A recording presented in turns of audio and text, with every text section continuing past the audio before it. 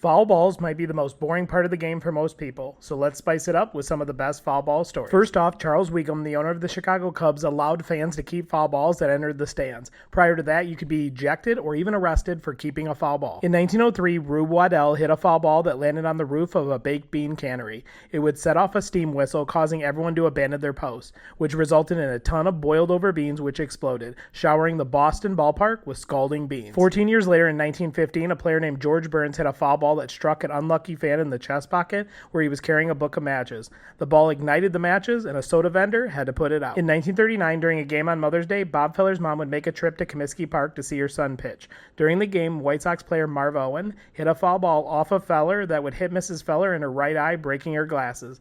After a trip to the hospital and some stitches, she would be okay, and Feller would regain his composure and go on to win the game. Luke Appling once asked Chicago White Sox management for a couple of dozen balls so he could sign them and donate them to charity. Management rejected the idea due to the cost, so Epling did the next best thing. He bought the balls himself and proceeded that day to fall off a couple of dozen balls during the game, after which he tipped his hat towards the owner's box. Stop me if you've heard this one before. Ken Rosenthal writes a column saying Ripken should end his consecutive game streak because it's bad for the team.